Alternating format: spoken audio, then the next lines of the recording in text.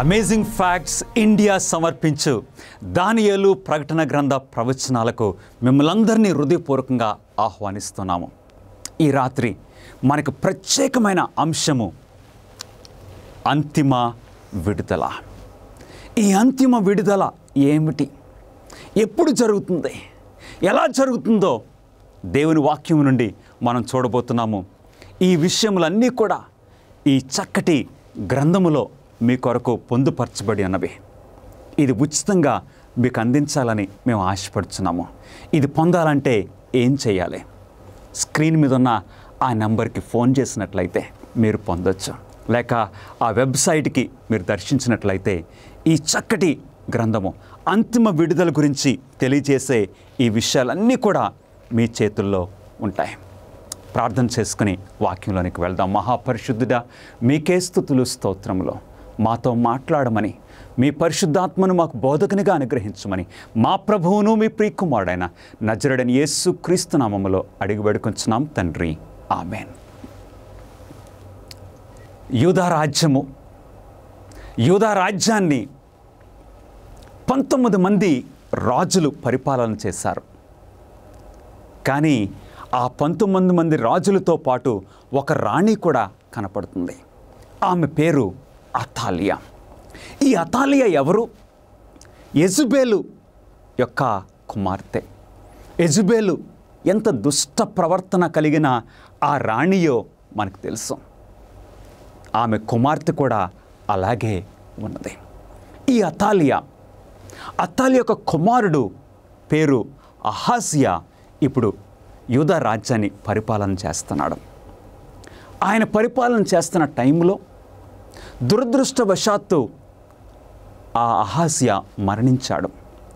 మరణ వార్త అతాలియా వినగానే ఒక కత్తిని తీసుకుని ఆ రాజభవనంలో రాకుమారులందరినీ కూడా ఈ అతాలియా చంపేసింది. చాలా విచిత్రము.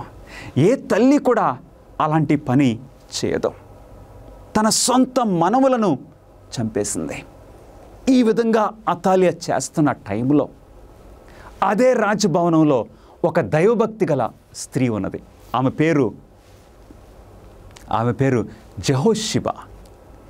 ఈ స్త్రీ వెంటనే అతాలియా ఇలాగా ఈ రాకుమారులను చంపుతూ ఉన్న టైంలో ఒక చిన్న బాలుడిని, 1 సంవత్సరం వయసు గల యోవాషుని తీసుకుని దేవాలయంలోనికి పరిగెట్టుకుని వెళ్ళిపోయింది. అతాలియా చూడలేదు. దేవాలయంలో ప్రధాన యాజకుడైన యెహోయాదాకు ఆ చిన్న కుమారుణ్ణి సమర్పించింది. ఈ టైంలో అతాలియా అందరినీ చంపించేశాను, ఇప్పుడు నాకు అపోజిషన్ లేకుండా పరిపాలన చేయొచ్చని పరిపాలన చేస్తుంది. సింహాసనం మీద కూర్చున్నది. ఆ 6 సంవత్సరాలు అతాలియా దుష్ట పరిపాలన చేసింది. ఈ టైంలో ఆ దేవాలయంలో యెహోయాదా ప్రధాన యాజకుడు ఆ చిన్న కుమారుడైన యోవాషును దైవభక్తిలో పెంచుతూ ఉన్న ఈ టైంలో ఈ 6 సంవత్సరములు ఆయన ప్రార్థిస్తూ ఉన్నాడు, ప్రణాళిక వేస్తూ ఉన్నాడు. ఏ విధంగా ఈ దావీదు వంశములో ఉన్న ఈ రాకుమారుణ్ణి సింహాసనం ఎక్కించాలో ప్రణాళిక వేస్తూ ఉన్న ఈ యెహోయాదా 6 సంవత్సరములు పూర్తయిన తర్వాత ఆయనకు ఒక ఆలోచన కలిగింది. రాజ్యములో ఆయన నమ్మే కొంతమంది వ్యక్తులను, అధికారులను పిలిపించి, ఇదిగో దావీదు వంశములో ఒక రాకుమారుడు ఇంకా బ్రతికున్నాడు, ఈ యోవాషును మనం రాజుగా చేస్తే బాగుంటుంది అన్నప్పుడు వారందరూ కూడా సంతోషించారు. మరి ఎలా చేద్దాము? వారు వేసిన ప్రణాళిక ఏంటంటే, ప్రజలందరూ కూడా దేవాలయంలో కూడుకున్నప్పుడు ఆ టైంలో ఈ యోవాషును మనము పట్టాభిషేకం చేద్దాము. సరిగ్గా విశ్రాంతి దినాన్ని ప్రజలందరూ కూడా దేవాలయంలో కూడుకున్న ఆ టైంలో ఇప్పుడు ఆ చిన్న కుమారుడు 7 సంవత్సరముల వయసు గల యోవాషు, ఈ యోవాషును ఆ సైనికులు తీసుకొచ్చారు. ప్రజలందరూ చూస్తూ ఉన్నప్పుడు యెహోయాదా ఒక బంగారు కిరీటాన్ని తీసుకుని వచ్చి యోవాషు తల మీద పెట్టాడు.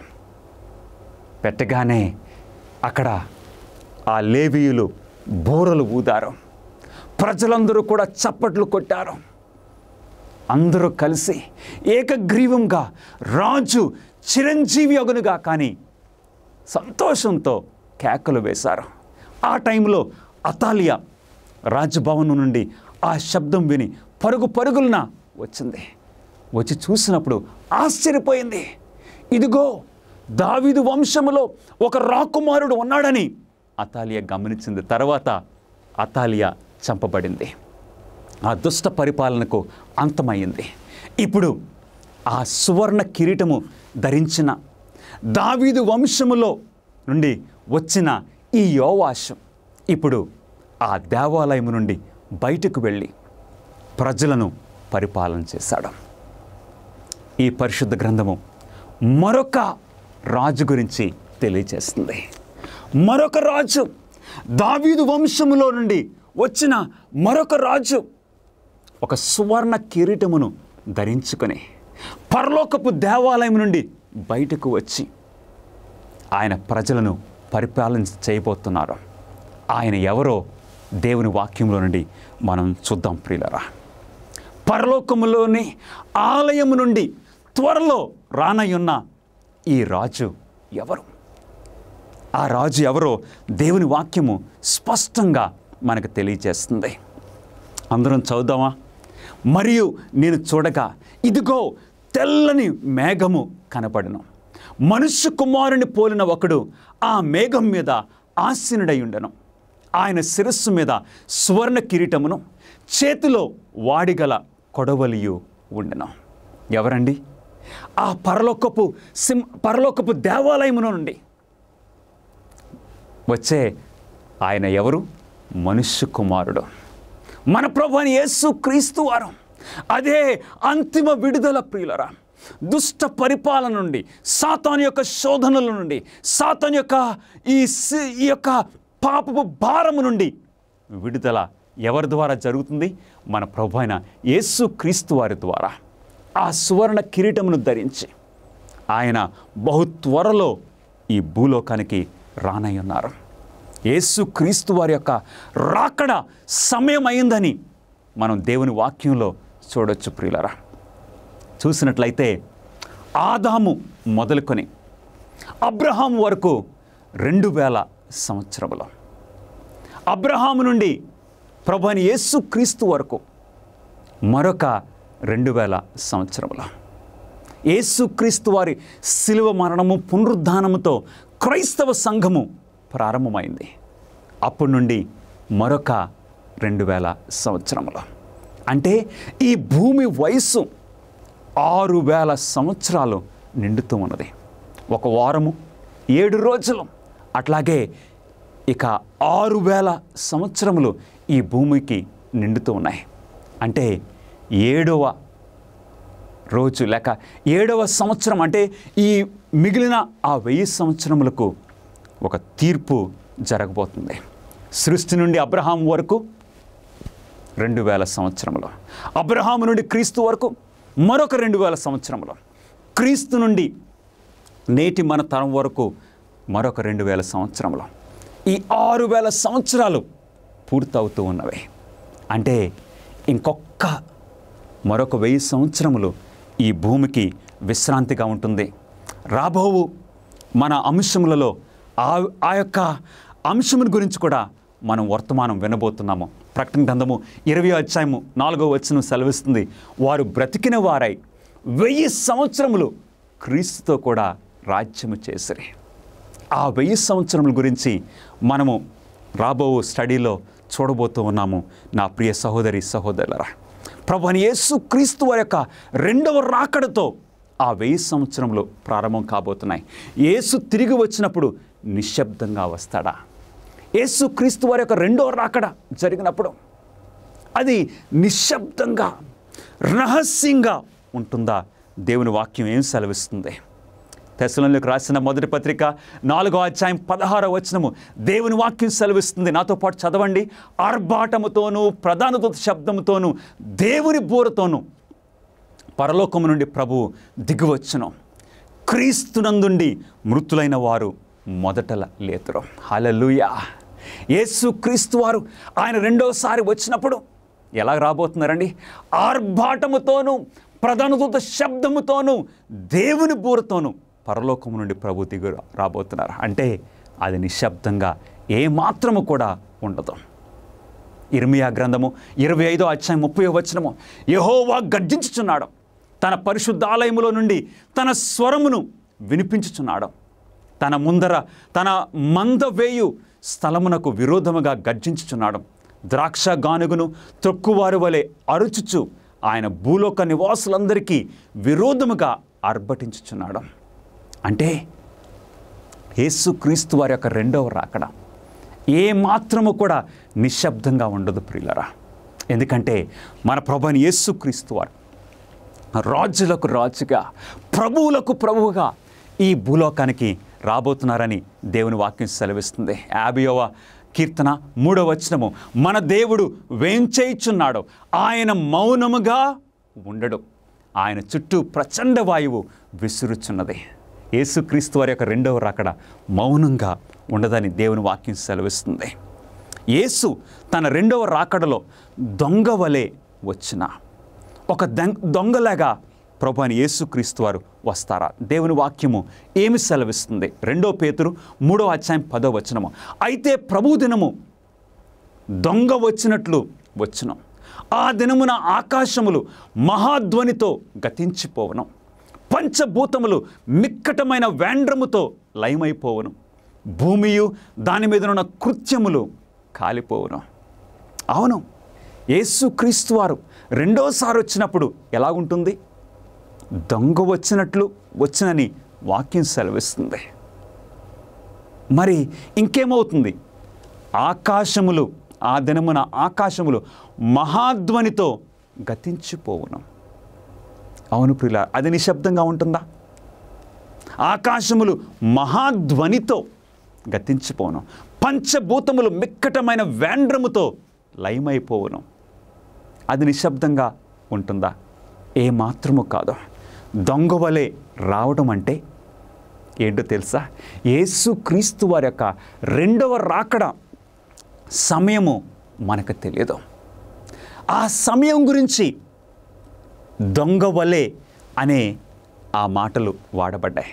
కానీ యేసుక్రీస్తు వారు వచ్చినప్పుడు ఆయన నిశ్శబ్దంగా రారు, సైలెంట్గా రారు, ఆర్భాటముతో ప్రధాన శబ్దముతో అని దేవుని వాక్యము సెలవిస్తుంది. యేసు రాకడ సమయంలో భూమి మీద జరగబోవు ఇతర భౌతిక సంఘటనలు ఏమిటి? యేసుక్రీస్తు వారు రెండోసారి వచ్చినప్పుడు ఈ భూమి మీద ఎలాంటి సంఘటనలు జరుగుతాయో దేవుని వాక్యం సెలవిస్తుంది. ప్రకటన గ్రంథము 16వ అధ్యాయము 18వ వచనము, అప్పుడు పెద్ద భూకంపమును కలిగెను, మనుష్యులు భూమి మీద పుట్టినది మొదలుకొని అట్టి మహాభూకంపము కలుగలేదు, అది అంత గొప్పది. యేసుక్రీస్తు వారు రెండోసారి వచ్చినప్పుడు ఒక పెద్ద భూకంపము జరగబోతుంది ప్రియులరా. అంటే ఈ భూమి మీద ఎప్పుడు కూడా అలాంటి భూకంపము జరగలేదు. The greatest of all earthquakes యేసుక్రీస్తు వారు రెండోసారి వచ్చినప్పుడు. కాబట్టి యేసుక్రీస్తు వారి యొక్క రెండవ రాకడ ఏ మాత్రము కూడా నిశ్శబ్దంగా ఉండదు. యేసు తిరిగి వచ్చినప్పుడు ఆయనను ఎవరు చూచెదరు? యేసుక్రీస్తు వారి యొక్క రెండవ రాకడ జరిగినప్పుడు ఎవరు చూస్తారు? ఎంతమంది చూస్తారు? దేవుని వాక్యము సెలవిస్తూ ఉన్నది. మత్తయి సువార్త 24వ అధ్యాయం 30వ వచనము.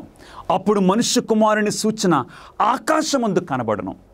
అప్పుడు మనుష్య కుమారుడు ప్రభావముతోను మహామహిమతోను ఆకాశ మేఘారూఢుడై వచ్చుడు చూచి భూమి మీద ఉన్న సకల గోత్రముల వారు రొమ్ము కొట్టుకుందరు. ఎంతమంది చూస్తారు యేసు క్రీస్తు వారి యొక్క రెండవ రాకడ? ఆ టైంలో ఈ భూమి మీద జీవిస్తున్న ప్రతి ఒక్కరూ కూడా చూస్తారు. నీతిమంతులేంటి, దుర్మార్గులేంటి, ప్రతి ఒక్కరూ. దుర్మార్గులైతే వారు రొమ్ము కొట్టుకుంటున్నారని వాక్యం సెలవిస్తుంది. ప్రకటన గ్రంథము 1వ అధ్యాయము 7వ వచనము, ఇదిగో ఆయన మేఘారూఢుడై వచ్చుచున్నాడు, ప్రతి నేత్రము ఆయనను చూచును. ఎంతమంది ప్రభువైన యేసుక్రీస్తు వారి యొక్క రాకడను చూస్తారు? దేవుని వాక్యం సెలవిస్తుంది. ఎంతమంది అండి? ప్రతి నేత్రము. ఇప్పుడు వరకు మనం చూసిన విషయాలు ఒకసారి జ్ఞాపకం చేసుకుంటే, తెస్సలోనికీయులకు రాసిన మొదటి పత్రిక 4వ అధ్యాయం 16వ వచనం ప్రకారంగా ఆర్భాటముతోను ప్రధాన దూత శబ్దముతోను, అంటే యేసుక్రీస్తు వారు రెండోసారి వచ్చినప్పుడు ప్రతి చెవికి వినపడుతుంది. ప్రకటన గ్రంథం 1వ అధ్యాయం 7వ వచనంలో ప్రతి నేత్రమునకు కనపడుతుంది. ప్రియులరా, యేసు మేఘారూఢుడై వచ్చినప్పుడు ఆయనతో కూడా ఎవరు వచ్చెదరు? ఎవరు వస్తారు యేసుక్రీస్తు వారితో రెండోసారి వచ్చినప్పుడు? ఆయన ఒంటరిగా రాబోతున్నారా, లేకైతే ఇంకెవరన్నా వస్తున్నారా? దేవుని వాక్యం సెలవిస్తుంది. మత్తయి సువార్త 25వ అధ్యాయం 37వ వచనము, తన మహిమతో మనుష్య కుమారుడును ఆయనతో కూడా ఎంతమంది అండి? సమస్త దూతలను వచ్చినప్పుడు ఆయన తన మహిమ గల సింహాసనం మీద ఆసీనుడై ఉండును.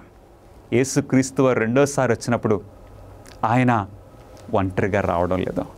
ఆయనతో పాటు దూతలు వస్తున్నారా?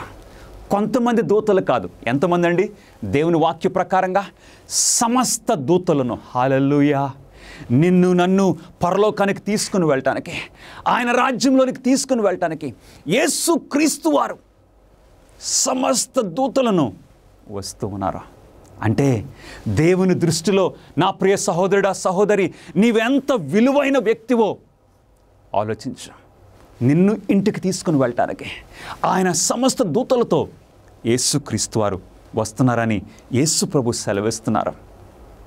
యేసు రాకడ యొక్క ప్రకాశవంతమైన వెలుగు దుష్టులను ఏమి చేయను?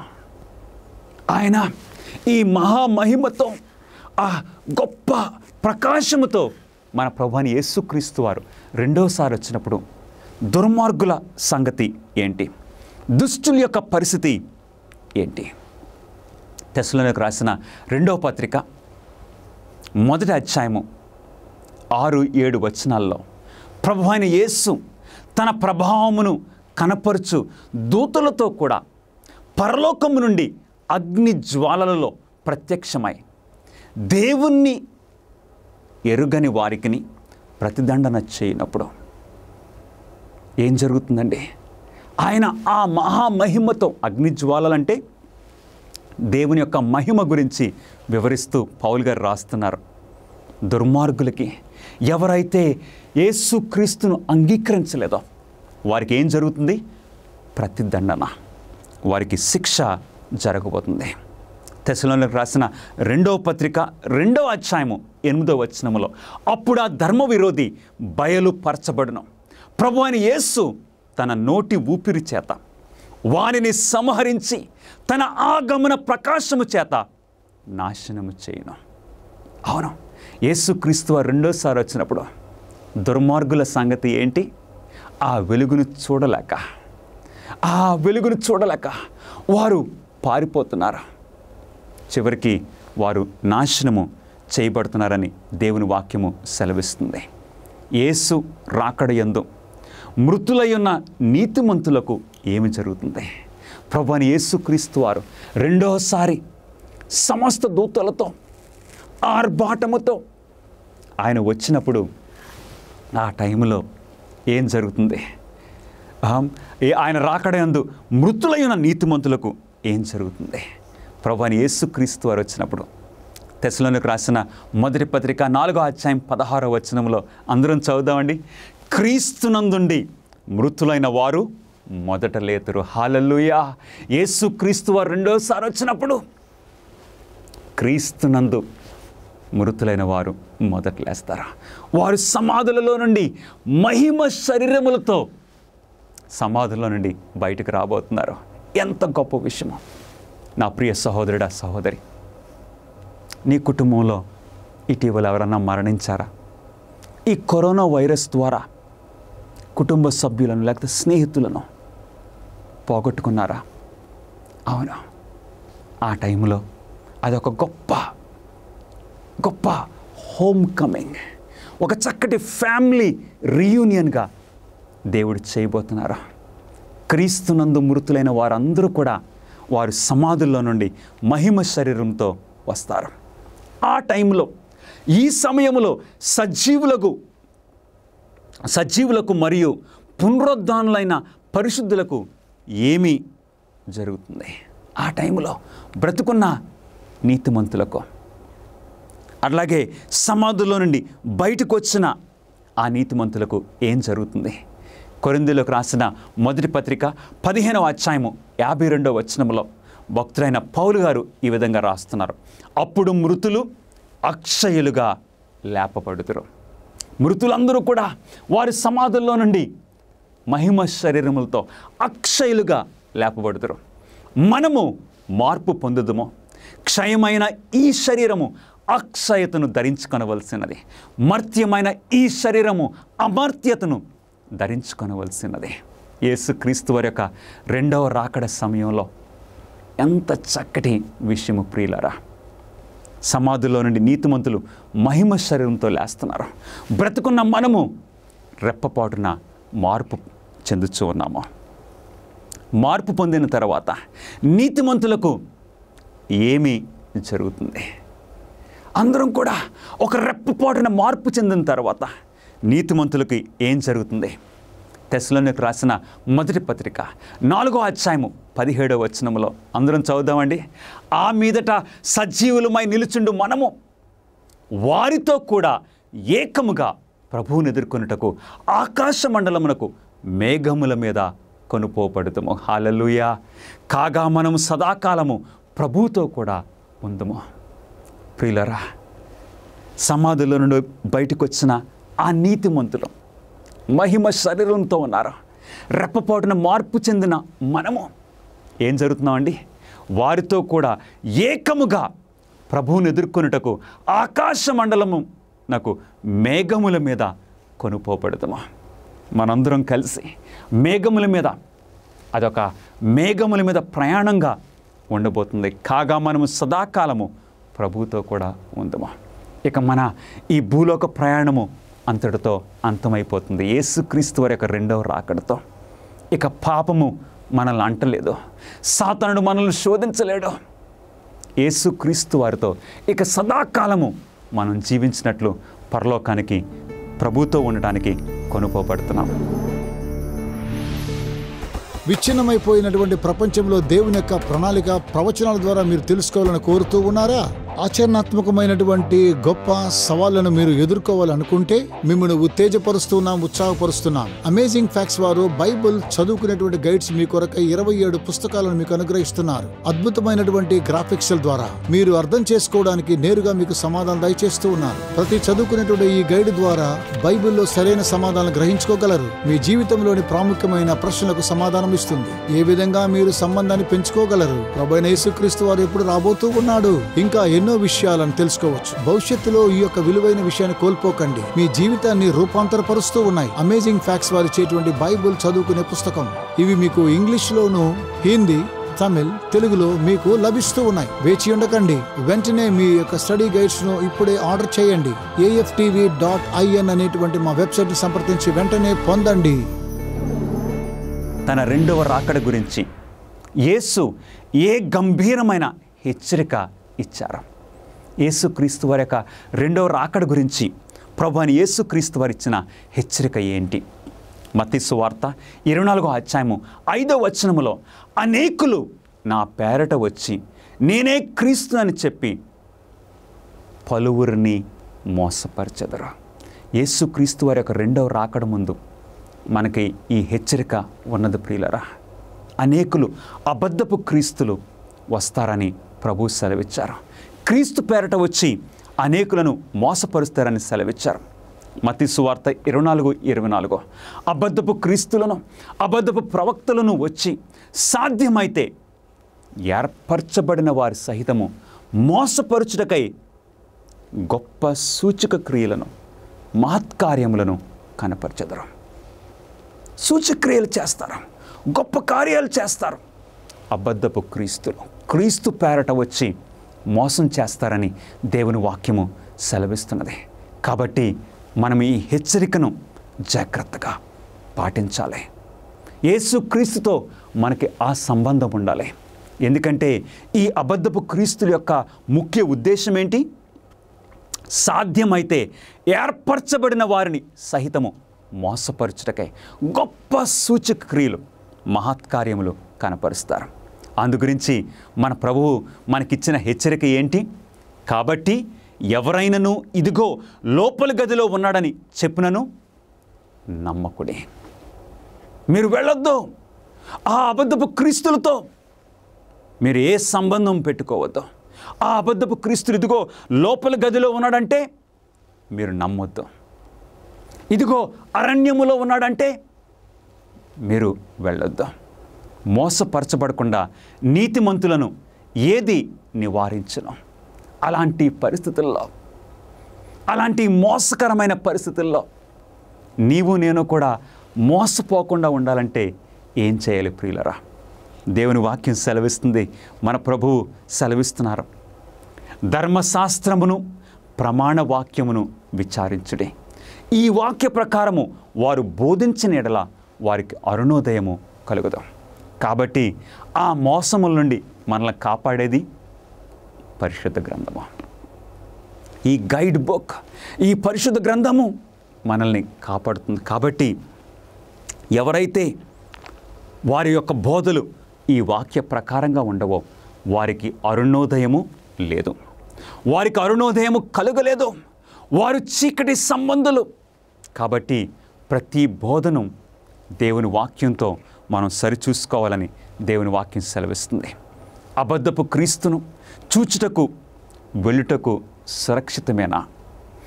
ఆ అబద్ధపు క్రీస్తులు వచ్చినప్పుడు మనము వారిని చూడటానికి వెళ్ళుట సురక్షితమేనా? అవును, చరిత్రలో అనేక మందిని మనం చూస్తూ ఉన్నాం. నేనే క్రీస్తునని చెప్పుకుంటూ అనేకులను మోసపరిచిన వారిని చరిత్రలో మనం చూడొచ్చు. అలాంటి అబద్ధపు క్రీస్తులను చూడటానికి మనం వెళ్తే అలాంటి పరిస్థితి సురక్షితమేనా? వెళ్ళొచ్చా లేదా? యేసుక్రీస్తు వారు ఏమి సెలవిస్తున్నారో ఒకసారి చూద్దాము. మత్తయి సువార్త 24వ అధ్యాయము 26వ వచనములో, కాబట్టి ఎవరైనను ఇదిగో అరణ్యములో ఉన్నాడని మీతో చెప్పినను ఏం చేయాలండి? వెళ్ళొద్దు. పర్వాలేదు, నేనేం మోసపోను, కేవలం జస్ట్ చూడటానికి వెళ్ళొస్తాను అనుకుంటే కుదరదు ప్రియులారా. ఎందుకంటే మన ప్రభు అని యేసుక్రీస్తు వారు, ఆయనకు విధేయత నీవు నేను చూపించాలి. అరణ్యములో ఉన్నాడు, ఇదిగో లోపల గదిలో ఉన్నాడు, ఇదిగో అక్కడున్నాడు, ఇక్కడున్నాడు అని చెప్తే మీరు వెళ్ళొద్దని ప్రభువు మనకు సెలవిచ్చారు. ఎందు గురించో తెలుసా? యేసు రాకడ యొక్క సమయం గురించి మనమేమీ తెలుసుకోకనవలం. ఆయన రాకడ సమయం గురించి మనకి ఏం తెలుసు? ఆయన రాకడ సమయం గురించి ప్రభు అని యేసుక్రీస్తు వారు ఏమి సెలవిచ్చారు? అయితే ఆ దినమును గూర్చియు ఆ గడియను గూర్చియు తండ్రి మాత్రమే ఎరుగును గాని ఏ మనుషుడైనను పరలోకమందలి దూతలైనను ఎరుగరు. హల్లెలూయా. యేసుక్రీస్తు వారి యొక్క రాకడ గురించి ఎవరికి మాత్రమే తెలుసు? యేసుక్రీస్తు వారు ఏ టైంలో వస్తున్నారో, ఏ సంవత్సరంలో, ఏ నెల, ఏ మానవునికి కూడా యేసుక్రీస్తు వారు బయలుపరచలేదు. దేవుడు బయలుపరచలేదు. ఫలానా టైం, ఫలానా నెల, ఫలానా సమయం అని చెప్పలేదు. ఎవరికి మాత్రమే తెలుసు? తండ్రి మాత్రమే ఎరుగును. కానీ ఏ మనుష్యుడు అయినను పరలోకమందుల అందలి దూతలైనను ఎరగరు. కాబట్టి ఎవరైనా యేసుక్రీస్తు వారి యొక్క రెండో రాకడికి డేట్స్ పెడితే మనం ఏం చేయాలి? నమ్మకూడదు. మనము వారిని చూడటానికి వెళ్ళకూడదని దేవుని వాక్యము మనకు తెలియజేస్తుంది. ప్రియులారా, యేసుక్రీస్తు వారి యొక్క రాకడ ఏ సంవత్సరము ఏ నెల మనకి ఇవ్వబడలేదు, కానీ ఆయన రాకడ ఎంత సమీపంగా ఉందో మనం తెలుసుకోవడానికి దేవుడు కొన్ని చక్కటి సూచనలు మనకు అనుగ్రహించారు. ఏ టైంలో వస్తున్నారు? ఉదాహరణకి సూర్యుడు ఏ టైంలో అస్తమిస్తున్నాడో మనకు తెలియకపోవచ్చు, కానీ అస్తమించే సమయం గురించి మనం తెలుసుకోవచ్చు. నెమ్మదిగా చీకటి అవుతుంది. ఈ ప్రకృతిలో ఉన్న ఈ విషయాల ద్వారా మనం చూడవచ్చు. 2000 ఈ జియోలాజికల్ సొసైటీ ఆఫ్ అమెరికా ఇస్తున్న ఈ స్టేట్మెంట్ ఒకసారి గమనించండి. 2004 మరియు 2014 మధ్యన ఈ 10 సంవత్సరాల టైం గ్యాప్లో ప్రపంచవ్యాప్తంగా 8 లేక అంతకంటే ఎక్కువ తీవ్రతతో కూడిన 18 భూకంపాలు భూమిని వణికించాయి. 18 భూకంపాలు, పెద్ద భూకంపాలు. ఇది గత శతాబ్దపు సగటు రేటు కంటే 265% ఎక్కువ. జస్ట్ ఒక 10 సంవత్సరాల్లోనే 18 భూకంపాలు. 18 చిన్న చిన్న భూకంపాలు కాదు, ఇవి 8 అంటే చాలా విపరీతమైన భూకంపాలు 18 వచ్చినవి. అంటే 265% ఎక్కువ. ఏంటి ప్రియులరా, ఈ విపరీతంగా ర్యాపిడ్గా జరుగుతున్న ఈ భూకంపాలు బట్టి మనం ఏం తెలుసుకోవచ్చు? భూమి అంతానికి వస్తుంది. యేసుక్రీస్తు వారి యొక్క రెండవ రాకడ సమీపంగా ఉన్నదని మనము ప్రకృతిని బట్టి తెలుసుకోవచ్చు. అంత మాత్రమే కాదు, ఒక్కసారి ప్రపంచంలో ఈ వైల్డ్ లైఫ్ మనం చూద్దాము.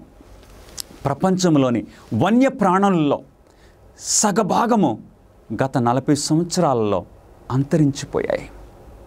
అనేకమైన ఈ జాతులు ఈ 40 సంవత్సరాల్లోనే అంతరించిపోయినవి. ఏంటి పరిస్థితి? వాతావరణం యొక్క కాలుష్యము, ఈ వాతావరణంలో మార్పులు ఈ 40 సంవత్సరాల్లో. దానిని బట్టి మనం ఏం తెలుసుకుంటున్నాం?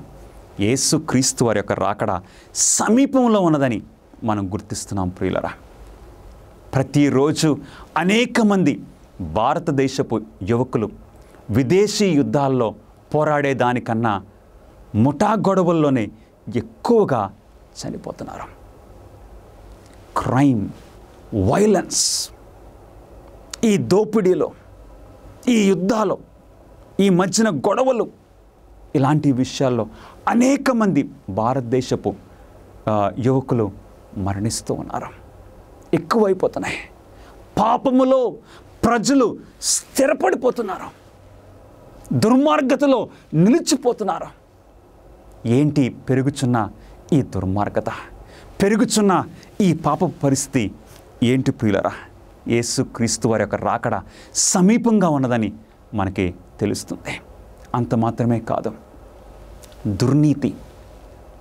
దుర్నీతి యొక్క పెరుగుదల మనం గమనించినట్లయితే నీతిగా జీవించే పరిస్థితులు తక్కువైపోతున్నాయి. దుర్నీతి చాలా ఎక్కువగా ఉన్నది. ప్రభువైన యేసుక్రీస్తు వారు సెలవిచ్చారు, లోతు దినములలో జరిగినట్టును ఆ ప్రకారమే మనుష్య కుమారుడు దినములలో కూడా జరగబోతుంది. మనం ఊహించలేకపోతున్నాం. మన పిల్లలు, మన స్త్రీలుకి క్షేమము తక్కువైపోతూ ఉన్నది ప్రియులరా. దుర్నీతి పెరిగిపోతుంది. భారతదేశంలోనే అనేక అనైతికతమైన క్రియలు మనం చూస్తూ ఉన్నాము. దీనిని బట్టి మనం గమనిస్తున్నాము, యేసుక్రీస్తు వారి యొక్క రాకడ చాలా సమీపంలో ఉన్నది.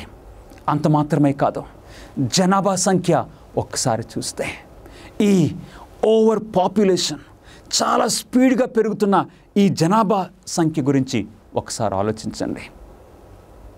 ఏం జరుగుతుందో తెలుసా? ఇప్పుడు ఏం తెలియజేస్తున్నారు ఈ లెక్కలు చూస్తే 2050 సంవత్సరం నాటికి ప్రపంచ జనాభా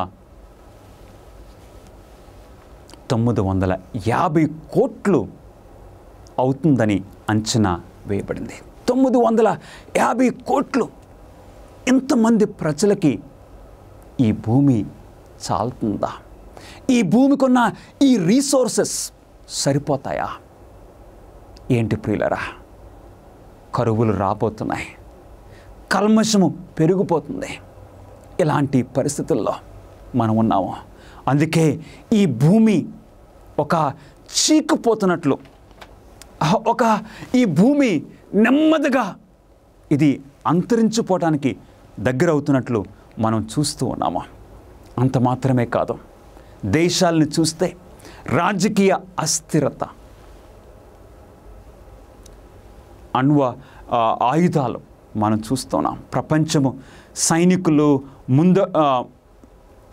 మందుగుండు సామాగ్రి మరియు యుద్ధ యంత్రాల కోసం గంటకు సుమారు 7 కోట్లకు పైగా ఖర్చు చేస్తుంది. అవునండి, దేశాల మధ్యన శాంతి లేదు. ఒక దేశము మరొక దేశం మీద యుద్ధం చేయటానికి అణుబాంబులు తయారు చేస్తూ ఉన్నారు. దీనికి ఎంత ఖర్చు పెడుతూ ఉన్నారో గమనిస్తున్నారా ప్రియులరా? ఈ భూమి ఎక్కడికి వెళ్తుంది? ఈ పరిస్థితి దేనికి నడిపిస్తుంది? దీనన్నీ చూసినప్పుడు యేసుక్రీస్తు వారి యొక్క రాకడ చాలా సమీపంగా ఉన్నదని మనం తెలుసుకుంటున్నాము. యేసు ప్రభు రెండవ రాకడ యందు దేవదూతలు ఏం చేస్తారు, ఏమి చేయుదురో దేవుని వాక్యము మనకు సెలవిస్తుంది. మత్తయి సువార్త 24వ అధ్యాయము 31వ వచనము. యేసుక్రీస్తు వారి యొక్క రెండవ రాకడ జరిగినప్పుడు సమస్త దూతలు ఆయనతో పాటు వచ్చినప్పుడు దేవదూతల యొక్క వారు ఏం చేస్తారో తెలుసా? ఆయన దూతలను పంపును. వారు ఆకాశం యొక్క ఈ చివరి నుండి ఆ చివరి వరకు నలుదిక్కుల నుండి ఆయన ఏర్పరచుకున్న వారిని పోగు చేతురు. హల్లెలూయా. నీవు ఒంటరిగా ఉన్నావేమో ఈ రాత్రి. నా పరిస్థితి ఏంటని నీవు అనుకుంటున్నావేమో. యేసుక్రీస్తు వారు రెండవసారి వచ్చినప్పుడు ఆయన దూతలు ఈ భూమి యొక్క 4 దిక్కుల నుండి దేవుని ప్రజలను దేవదూతలు పోగు చేయబోతూ ఉన్నారు. నా ప్రియ సహోదరుడా, సహోదరి, ఎంత గొప్ప విషయమో! దేవదూతలు పోగు చేయబోతున్నారు. మనము యేసు రాకడకు సరిగ్గా ముందు జీవించుచున్నాము. ఈ గంభీరమైన మహిమాన్వితమైన సంఘటనను మనం ఎలా అర్థం చేసుకోవాలి? దాని విషయమై ఎలాగ ఉండాలి? అవును, నిజంగా ఒక ప్రక్క నుండి ప్రకృతి, ఒక ప్రక్క నుండి దేశం యొక్క పరిస్థితి, మరొక ప్రక్క నుండి దుర్నీతి పెరుగుచున్న ఈ పరిస్థితులు, ఇవన్నీ మనం గమనిస్తున్నప్పుడు మన జీవితము ఏ విధంగా ఉండాలి? మన జీవితాన్ని ఏ విధంగా సరిచేసుకోవాలి? దేవుని వాక్యము ఏం సెలవిస్తుంది? మత్తయి సువార్త 24వ అధ్యాయము 44వ వచనములో, మీరు అనుకొనని గడియలో మనుష్య కుమారుడు వచ్చును, గనుకనే మీరును సిద్ధంగా ఉండడే. యేసుక్రీస్తు వారు మనకేం తెలియజేస్తున్నారు? యేసుక్రీస్తు వారి యొక్క రాకడ ఎప్పుడో మనకు తెలీదు. అందు గురించి మనం ఏం చేయాలి? సిద్ధంగా ఉండాలి. మనం సిద్ధపడి ఉండాలి. మన జీవితాలను సరిచేసుకోవాలని దేవుని వాక్యము మనకు తెలియజేస్తుంది. ప్రియులరా, యేసు రెండవ రాకడ యందు ప్రజలు ఏ విధమైన ప్రతిఫలము పొందుతారు?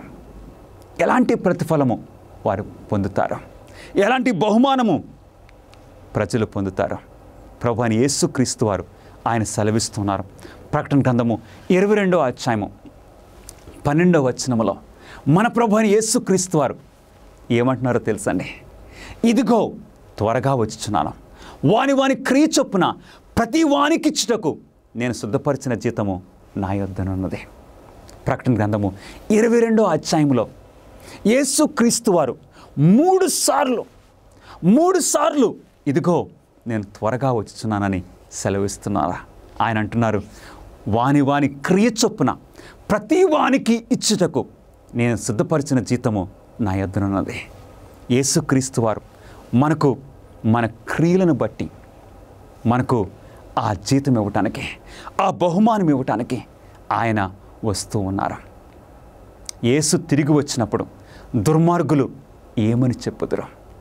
అవును ప్రియులరా, యేసుక్రీస్తు వారు రెండవసారి ఆయన రాకడ జరిగేసరికి ఈ భూమి మీద రెండే రెండు గుంపులు. ఒక గుంపేమో యేసుక్రీస్తు వారిని అంగీకరించిన వారు, మరొక గుంపేమో యేసుక్రీస్తు వారిని తిరస్కరించిన వారు.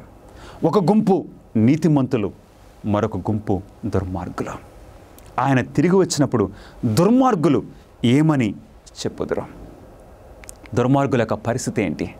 ప్రకటన గ్రంథము 6వ అధ్యాయము 15వ వచనం అందరం చదువుదామండి.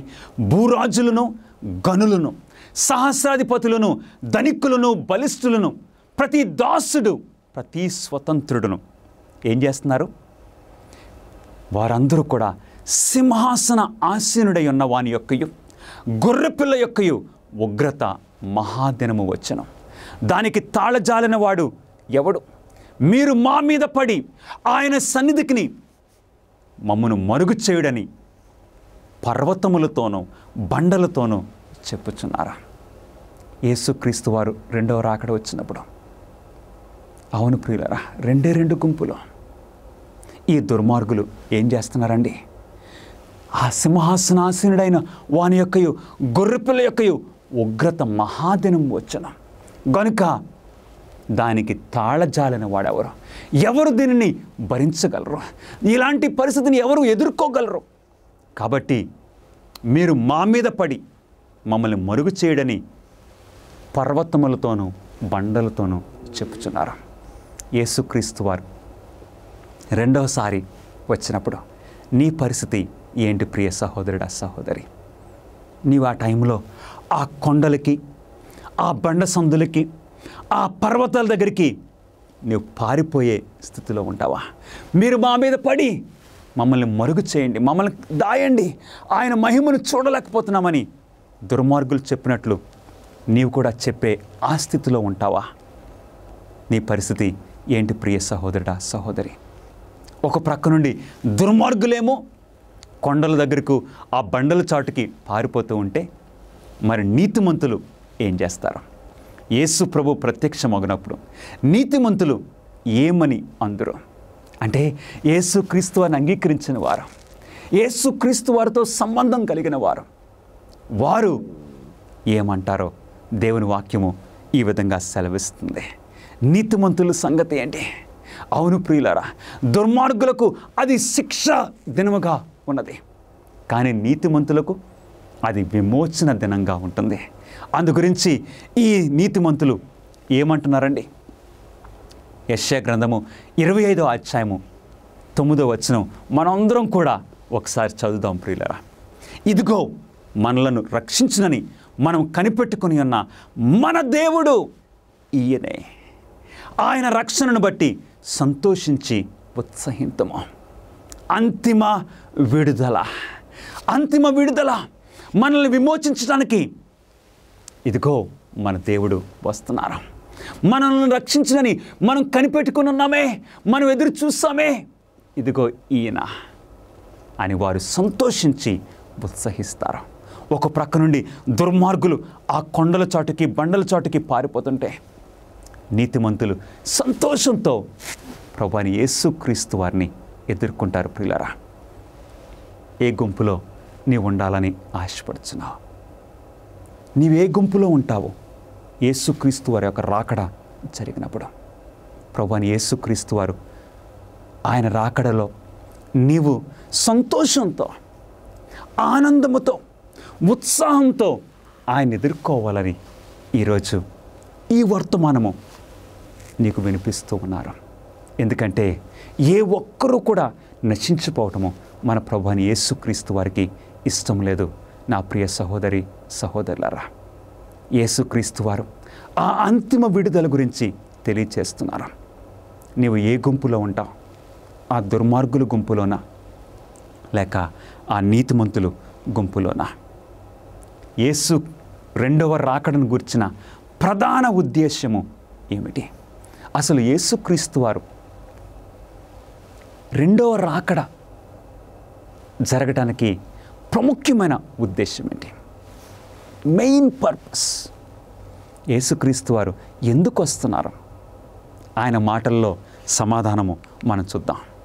యోహాను సువార్త 14వ అధ్యాయము 3వ వచనంలో యేసుక్రీస్తు వారు ఎందుకు వస్తున్నారు? అందరం చదువుదామా? నేనుండు స్థలములో మీరును ఉండులాగున మరలా వచ్చి నా యొద్ద ఉండుటకు మిమ్మల్ని తీసుకొని పోదును. హల్లెలూయా. నేనుండు స్థలములో మీరును ఉండులాగున. ప్రభువైన యేసుక్రీస్తు వారు మొట్టమొదటిసారి ఆయన మొదటిసారి ఈ భూలోకానికి వచ్చినప్పుడు ఒక గొర్రె పిల్లగా నీ కొరకు నా కొరకు ఆయన తన ప్రాణాన్ని అర్పించడానికి ఈ భూలోకానికి వచ్చారు. అప్పుడు ఆయన పరలోకానికి వెళ్ళిపోకముందు ఆయన శిష్యులతో సెలవిచ్చారు, ఇదిగో నేను పరలోకానికి వెళుతున్నాను, నేనుండు స్థలములో మీరును ఉండులాగున మరలా వచ్చి నా యొద్ద నుండుటకు మిమ్మల్ని తీసుకొని పోదును. ఎందుకు వస్తున్నారు? మన ప్రభువైన యేసుక్రీస్తు వారు మనమందరము ఆయన రక్తములో విమోచింపబడిన వారందరూ కూడా ఆయనతో పాటు జీవించాలి అన్న ఉద్దేశంతో మన ప్రభువైన యేసుక్రీస్తు వారు మనల్ని ఆయన సిద్ధపరిచిన ఆ రాజ్యమునికి తీసుకుని వెళ్ళటానికి యేసుక్రీస్తు వారు రాబోతున్నారు. ఎంత గొప్ప నిరీక్షణ నా ప్రియ సహోదరుడా, సహోదరి! ఆయన రక్తం చేత విమోచింపబడిన వారందరూ కూడా ఆయన ఉండు స్థలములో, ఆయన రక్తంలో విమోచింపబడిన వారు కూడా ఉండాలని ప్రభువైన యేసుక్రీస్తు వారు ఆశపడుతున్నారు. అందుగురించే నిన్ను ఆ పరలోకానికి తీసుకుని వెళ్ళటానికి ప్రభువైన యేసుక్రీస్తు వారు వస్తున్నారు. నీ కొరకు ఆయన వస్తున్నారు. అందుగురించి ఆయన రాకడ కొరకు నీవు సిద్ధపడటానికి ఇష్టపడుచు ఉన్నావా? దేవుని వాక్యము ఈ విధంగా సెలవిస్తుంది. యేసు ప్రభువు మేఘారూఢుడై త్వరగా వచ్చుచున్నాడు. ఆయనను కలుసుకొనుటకు ఇప్పుడే సిద్ధంగా ఉండాలని నిర్ణయించుకుంటున్నావా? అవును. ఈరోజు ఆయన రాకడ జరిగినప్పుడు సిద్ధంగా ఉండాలని ఆ నిర్ణయము ఎప్పుడో తెలుసా? ఇప్పుడే మనం చేసుకోవాలి. ఇప్పుడు నుండే మనం సిద్ధపడాలని దేవుని యొక్క వాక్యము మనకు తెలియజేస్తుంది. అది డిసెంబర్ 7వ తేదీ 1988 సంవత్సరము. ఆ టైంలో ఒక పెద్ద భూకంపము జరిగింది. భయంకరమైన భూకంపం జరిగింది. ఆ రోజున ఒక తండ్రి తన కుమారుణ్ణి ప్రతిరోజు కుమారుణ్ణి స్కూల్కి తీసుకువెళ్తాడు. ఆ స్కూల్లో ఆ కుమారుణ్ణి అక్కడ డ్రాప్ చేసి ఆయన ఫ్యాక్టరీలో పనిచేయడానికి వెళ్ళిపోతాడు. కానీ ఆ రోజునేంటో ఆ చిన్న కుమారుడు అన్నాడు, నాన్న, ప్రతిరోజు నువ్వు నన్ను డ్రాప్ చేసి వెళ్తున్నావు, కానీ నువ్వు లేటుగా వస్తున్నావు.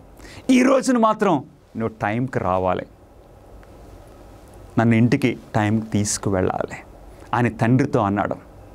తండ్రి కుమారుడు వైపు చూసి వాగ్దానం చేశాడు, నేను వస్తాను. తండ్రి వెళ్ళిపోయాడు.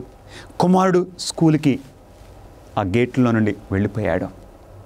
సరిగ్గా డిసెంబర్ 7, 1988 సంవత్సరంలో ఉదయము 11:40 ఒక భయంకరమైన భూకంపము అర్మేనియా దేశాన్ని కదిలించేసింది. ఆ భయంకరమైన భూకంపము ఆ రెక్టర్ స్కేల్ మీద 8 పాయింట్, అంటే చాలా పెద్ద భూకంపము. ఆ భూకంపానికి బిల్డింగులు కూలిపోయాయి, రోడ్లు పగిలిపోయాయి, చెట్లు నేలమట్టం అయిపోయినవి. ఆ పరిస్థితుల్లో తండ్రికి జ్ఞాపకం వచ్చింది, నా కుమారుడు. ఇక తండ్రి వెనక్కి రావడానికి రోడ్లు లేవు. అన్నీ దాటుకుంటూ తండ్రి స్కూల్ దగ్గరికి వచ్చేసరికి అప్పటికే స్కూల్ బిల్డింగ్ అంతా నేలమట్టం అయిపోయింది. తన కుమారుడు గురించి దుఃఖిస్తున్నాడు, ఏడుస్తున్నాడు. ఆ టైంలో ఆ స్కూల్ అధికారులు కొంతమంది పిల్లల శవాలు అక్కడ పెట్టారు. ఈ కుమారుడు కన్నీటితో ఒక్కొక్కటి చూసుకుంటున్నాడు. నా కుమారుడు లేడు అంటే నా కుమారుడు ఈయన కింద పడిపోయాడేమో, ఏమైనా సరే అనే ఆ పట్టుదలతో ఆ తండ్రి ఆ రోజు తన హస్తాలతో ఆయన తవ్వటం మొదలుపెట్టాడు. ఆ వంగిపోయిన ఊసల్ని ప్రక్కకు తీస్తున్నాడు, ఇరిగిపోయిన ఇటుకలను ప్రక్కకు తీస్తున్నాడు. స్కూలు అధికారులు వచ్చారు. అయ్యా సారీ, మేము రక్షించడానికి ప్రయత్నించాము, ఇది మా సడన్గా వచ్చేసింది, దయచేసి మీరు ఇక్కడ నుండి తప్పుకోండి అన్నాడు. ఆయన వినలేదు. పోలీస్ అధికారులు వచ్చారు, మీరు ఇక్కడ నుండి తప్పుకోవాలి, ఇది మీకు క్షేమకరం కాదు. తండ్రి వినలేదు. ఈ తండ్రి పట్టుదలను చూసి అందరూ విడిచిపెట్టేశారు. 1 గంట, 10 గంటలు, 20 గంటలు, 30 గంటలు ఆ తండ్రి ఆ స్థలంలో క్లియర్ చేస్తూ ఉన్నాడు. ఆ టైంలో 35 గంటలు అయింది, ఏమీ కనపట్లేదు. సరిగ్గా 38 గంటలకు ఒక చిన్న కిటికీ కనపడింది. ఆ కిటికీలో నుండి ఆ తండ్రి పిలిచాడు తన కుమారుని పేరు. పిలవగానే ఆ కుమారుడు నాన్నా అన్నాడు. అనగానే తండ్రికి ఎక్కడ లేని ఆనందము కలిగింది. కుమారుడా, నీ చెయ్యి నాకివ్వు, నేను బయటికి లాగుతానన్నాడు. కుమారుడు అన్నాడు, నాన్న నువ్వు వస్తావని నాకు తెలుసు, నువ్వు వస్తావని నాకు ఖచ్చితంగా తెలుసు. అందు గురించి నా స్నేహితులకి నేను చెప్పాను, మా నాన్న వస్తాడు, మీరు భయపడొద్దు. ఆ 38 గంటలు ఆ చీకటిలో, ఆ భయంకరమైన పరిస్థితిలో ఆ పిల్లలు వారి ప్రాణాలు గుప్పిట్లో పట్టుకుని జీవించారు. ఎందుకంటే తండ్రి చేసిన వాగ్దానము. ఆ రోజు ఆ రక్తం కారుచున్న ఆ చేతులతో ఆ తండ్రి ఒక్కొక్కరిని బయటికి లాగాడు.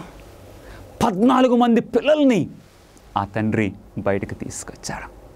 అవును ప్రియులరా, మన ప్రభువైన యేసుక్రీస్తు వారు ఆయన వాగ్దానం చేశారు, నేనుండు స్థలములో మీరును ఉండులాగున తీసుకుని వెళ్ళటానికి వస్తానని వాగ్దానం చేశారు. అందుగురించి ఈరోజు యేసుక్రీస్తు వారు త్వరగా రానన్నారు. ఆయన రాకడ కొరకు సిద్ధపడాలని నీవు ఆశపడుచున్నావా? ప్రార్థన చేసుకుందాం. మహాపరిశుద్ధుడా, వాగ్దానములు నిలబెట్టుకోగలిగిన సమర్థుడు అయిన మా గొప్ప తండ్రి, మీకే స్తుతులు స్తోత్రములు. బహు త్వరలో మేఘారూఢుడై నాయనా 1000 కోట్ల కొలది దూతలతో మీరు రానై ఉన్నారు. మీ రాకడ కొరకు మేము సిద్ధపడాలని ఆశపడుచున్నాము. మా జీవితాలను సిద్ధపరచమని మా ప్రభువును మీ ప్రియకుమారుడైన నజరుడైన యేసుక్రీస్తు నామములో అడిగి వేడుకొంచున్నాము తండ్రి. Amen. God bless you friends.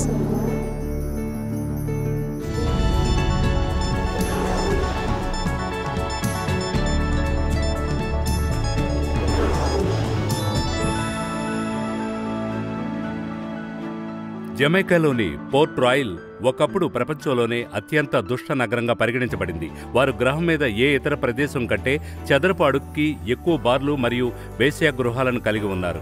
ఇది కేవలం గొంతు మరియు సముద్రపు దొంగలతో నిండి ఉందని చెప్పబడింది. కానీ ఈ సమయంలో ఫ్రాన్స్ రాజు లూయిస్ 14 అతను రాజ్యంలో ప్రొటెస్టెంట్లు మరియు హ్యూగనోట్లను హింసించడం ప్రారంభించాడు. చాలా మంది పారిపోయారు. ఆ సమయంలోనే లూయిస్ గాల్డీ మరియు అతని సోదరుడు లారెంట్ పోర్ట్ రాయల్కు వచ్చారు. లూయిస్ గాల్డీ వచ్చినప్పుడు పోర్ట్ రాయల్ని నింపిన అనియంత్రిత, అనైతికత, హింస, దుందుడుకు చూసి పూర్తిగా మోగబోయాడు. అందుకే దేవుని తీర్పు చివరకు జరిగినప్పుడు ఎవరూ ఆశ్చర్యపోలేదు. 1692 జూన్ 7 మధ్యాహ్నం ముందు భారీ భూకంపం సంభవించింది. ఇది మొత్తం ద్వీపాన్ని, ముఖ్యంగా పోర్ట్ రాయల్ని ప్రభావితం చేసింది. దానిలో 3/2 వంతులు సముద్రంలోకి జారిపోయాయి. తర్వాత సునామీ వచ్చి వేలాది మంది మరణించారు. దురదృష్టవశాత్తు లూయిస్ గాల్డీ కూడా భూకంపంలో మింగివేయబడ్డాడు. జమైకాలో చాలా భాగం ఒక రాతి అని మీకు తెలుసు. కానీ పోర్ట్ రాయల్ ఇసుకపై నిర్మించబడింది. అందువల్ల భూకంపం సంభవించినప్పుడు ఇసుక ధృవీకృతమే నగరంలోని చాలా భాగాన్ని, ఇంకా వేలాది మందిని మింగేసింది. లూయిస్ గాల్డీ సజీవంగా ఖననం చేయబడ్డాడు. కానీ భూగర్భంలో ఉన్నప్పుడు అతను ఇంకా స్పృహలో ఉన్నాడు మరియు ప్రార్థించాడు. అతను తన విధికి రాజీనామా చేసి దేవుణ్ణి ప్రార్థించాడు. ఆపై మరొక అద్భుతం జరిగింది. లూయిస్ గాల్డీని భూమి నుండి 100 గజాల దూరంలో సముద్రంలోకి విసిరిన అగ్నిపర్వత కార్యకలాపాలతో కూడిన అనంతర ప్రకంపనలు సంభవించాయి. అక్కడ అతను చాలా హార్డ్ ల్యాండింగ్ చేశాడు. కానీ అతను రక్షించబడే వరకు ఈత కొట్టగలిగాడు. లూయిస్ గాల్డీ తన జీవితంలోని మిగిలిన 47 సంవత్సరాలను ఈ ద్వీపంలో యేసుకు సేవ చేయడానికి అంకితం చేశాడు. ఆయన నేటికి ఇక్కడే ఖననం చేయబడ్డాడు. యేసు తిరిగి రావడానికి ముందు ప్రపంచంలోని పరిస్థితులు సోదోమ్ మరియు పోర్ట్ రాయల్లో ఉన్నట్లే ఉంటాయని బైబిల్ చెప్తుందని మీకు తెలుసు. అక్కడ భారీ భూకంపం సంభవించబోతోంది. ద్వీపాలు కూడా మింగివేయబడతాయి. కానీ ప్రజలు భయపడాల్సిన అవసరం లేదు. అదే విధంగా లార్డ్ లూయిస్ గాల్డీని చూసుకున్నాడు. ఆయనే మిమ్మల్ని చూసుకుంటారు. కీర్తన 91లో మీరు మీ పక్కన 1000 మంది పడిపోవడాన్ని లేదా మీ కుడివైపున 10,000 మంది పడిపోవడాన్ని చూడొచ్చు. మీ కళ్లతో దుష్టుల నాశనాన్ని చూస్తారు. ఆయన మిమ్మల్ని రక్షించి పునరుజ్జీవింప చేయగలడు.